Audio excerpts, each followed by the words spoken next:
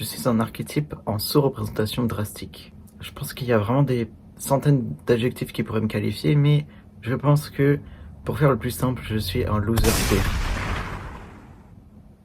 Je viens d'inventer ce terme, donc tous les crédits sont à moi, merci. Kitty Fantôme a inventé tout. Ok, donc le mot queer, avant je le trouvais genre vraiment super moche, et je le trouve toujours assez moche, genre vraiment il est pas beau, mais son sens me parle de plus en plus, plus les mois passent, je dirais, plus les semaines passent et tout, plus les jours passent. Ça va très vite en fait. Donc alors, que suis-je? Pour faire simple, je serais un transmasque gay, voilà. Sauf qu'en fait, plus le temps passe, plus mon genre et le mot qui qualifie mon orientation sexuelle ou amoureuse me parvient flou. C'est pas que c'est flou, c'est plus que genre ça s'efface. Et pourquoi est-ce que ça s'efface? C'est parce que j'y porte de moins en moins d'importance. Plus les jours passent, plus j'en ai rien à foutre en fait. Plus je m'en fous. Et en fait, donc ma transition médicale, je l'ai commencé en 2024, je crois. Du coup, ça fait genre quasiment ça fait que 2 ans. Enfin bref, je sais jamais, je me souviens jamais. Mais en gros, je crois que ça fait 2 ans.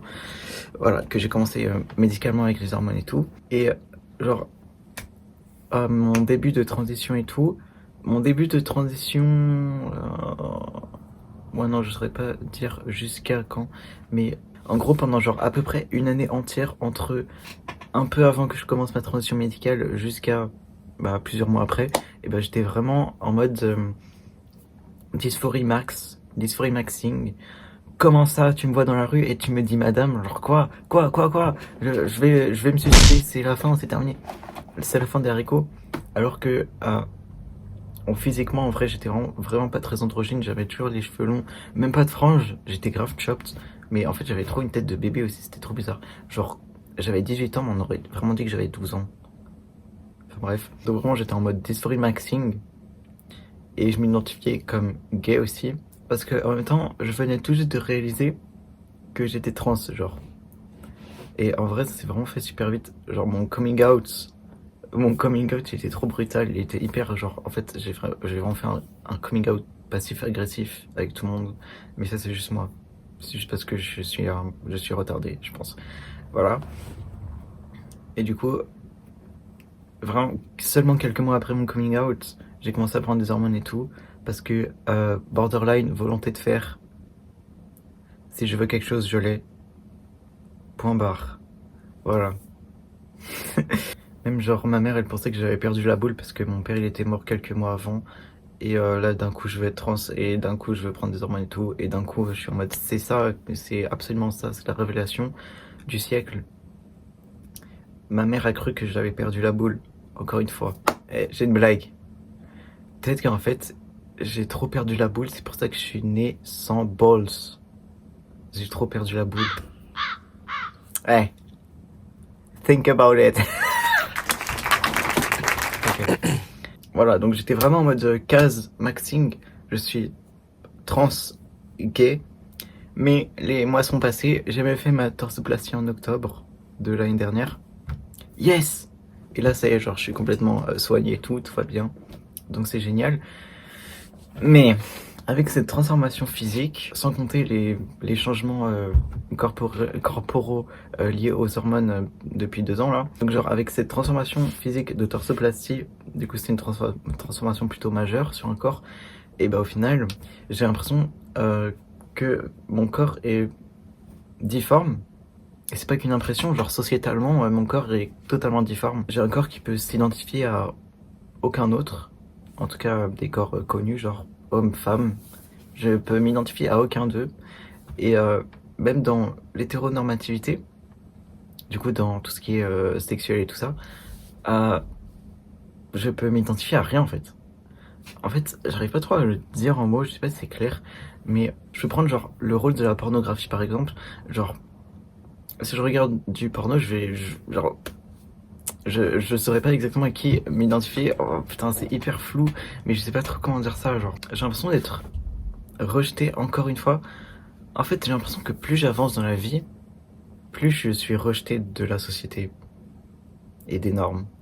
Mais c'est pas forcément plus j'avance dans la vie, c'est juste toute ma vie, j'ai toujours été rejeté, mais de différentes manières. Et être rejeté à cause de son corps trans, enfin rejeté plus ou moins, genre je suis rejeté pacifiquement. Genre je me fais pas attaquer non plus, mais genre juste la société ne m'inclut pas en fait, n'inclut pas mon corps trans. En fait cette sensation elle est très bizarre, genre cette sensation elle est vraiment genre ça là, se faire rejeter à cause de son corps trans, c'est vraiment... J'ai vraiment l'impression d'avoir à peu près touché le fond du rejet de la société. Genre là, c'est bon, j'ai transitionné, plus de retour en arrière, j'ai été opéré et tout. Je ne ressens plus à rien. Je ne ressens plus à rien. Enfin, mon corps est magnifique, hein. Honnêtement, je suis skinny, je suis beau, je suis femboy et tout. Magnifique, mais je ne ressemble à rien qui existe. Et je sais pas trop comment je me sens à propos de ça. Genre, c'est vraiment genre. En fait, j'ai été rejeté tellement de fois dans ma vie, genre, que ce soit directement ou indirectement. J'ai été rejeté, mais putain, personne m'aime en fait, tout le monde me déteste. Enfin bref. Ok, c'est ce que je veux dire. Genre. Et avant, quand j'étais plus jeune, quand je me faisais rejeter par mes amis, c'était traumatisant, hein. Mais genre, je m'apitoyais sur mon sort, je pleurais tous les soirs. J'étais au collège, j'étais vraiment comme une petite merde. Tout le monde, genre, personne ne m'aimait. Voilà. Et aujourd'hui, le rejet ne m'a pas lâché la main. Tiens, le rejet, c'est le seul qui me rejette pas. Et du coup, c'est pas que... Genre là, je ne ferai plus de dépression à cause du rejet, je pense. Ou peut-être, je sais pas. Mais en tout cas, là, maintenant, genre là, je le ressens vraiment très clairement que je suis rejeté de la société à cause de mon corps trans. Et c'est même pas... C'est genre, je ne vais pas m'apitoyer sur mon sort parce que j'ai tellement l'habitude d'être rejeté. Pour moi, c'est juste une évidence. Pauvre la prof. Alors, aujourd'hui, les enfants, nous allons apprendre ce que c'est la joie. Pauvre la classe. Ouais. Pauvre moi. Excusez-moi, madame. Qu'est-ce que c'est que la joie? Voilà, qui a la ref? C'est vraiment comme ça que je me sens. En fait, je suis vraiment dans une dans une déprime nonchalante. Genre, je suis juste trop nonchalant maintenant. Juste arrêter d'en avoir quelque chose à foutre. C'est juste genre, je serai tout le temps rejeté de toute façon, genre. Donc, il faut que je sois préparé à être rejeté. Et quand je dis ça, c'est même pas en mode... Enfin, en fait, quand je dis ça, c'est réaliste. Genre, typiquement, quand t'es trans, quand t'es queer et tout, tu seras forcément rejeté par les gens de la société, quoi. Voilà. Oui, et du coup, par rapport aux étiquettes, aux appellations d'orientation sexuelle, le mot gay ne me parle pas du tout, en fait. Genre, vraiment pas du tout. Là, faut vraiment que je me fasse une raison. Je déteste, je hais les corps masculins. Genre, vraiment. En fait, le truc, c'est que, genre, je suis attiré par... Je peux pas dire homme, je peux pas dire je suis attiré par les hommes. C'est faux, je suis attiré par les femboys et c'est tout, genre. C'est tout. Ou les émos aussi, oh mon dieu. Est-ce qu'il y a un émo transmasque qui voudrait bien de moi? S'il vous plaît, s'il vous plaît, s'il vous plaît. Ok. Et par rapport aux femmes, bon, j'ai jamais été attiré par les femmes, mais genre... comment dire? Non, je sais pas trop ce que je pense en fait. Je sais pas trop ce que j'en pense. Mais en fait, le truc, c'est que c'est peut-être. Je sais pas si c'est normal ou pas. C'est peut-être juste parce que je suis crazy. Je suis complètement retardé mentalement. J'ai trop envie que des filles aient un crush sur moi, genre. Juste, je sais pas. C'est peut-être une sorte de. Pour satisfaire mon ego, je sais pas, genre. Est-ce que c'est normal? Est-ce que, genre, des mecs hétéros aimeraient bien que des hommes aient un crush sur eux? En mode. En fait, c'est juste parce que ma façon de réagir à l'amour, c'est genre vraiment juste. Genre là, imagine, il y a quelqu'un qui dit pauvre la prof. Non, je rigole. Imagine, il y a quelqu'un qui dit oh, cette meuf, elle a un crush sur toi là. Et genre, même si c'est un 10 sur 10, je pourrais pas tomber amoureux d'elle parce que Bah, je suis pas attiré par les femmes, fais chier. Mais genre juste, ça me rendrait tellement heureux en fait, juste de savoir ça. En fait, je crois que je veux juste être aimé par des gens qui font pas peur, genre. Parce que genre là, si tu me dis, oh, ce gros mec hyper musclé, 1m90 a un crush sur toi, franchement, je pense que j'irai le tuer. Alors que si c'est une meuf, si c'est une NEET d'internet 10 sur 10 qui est amoureuse de moi, genre vraiment, si j'étais attiré par les femmes, je sortirais avec elle sûrement. Et bah, non, je sais même plus ce que je voulais dire. J'ai oublié. En fait, je crois que je veux juste qu'on m'aime. Mais je crois que j'aime trop, genre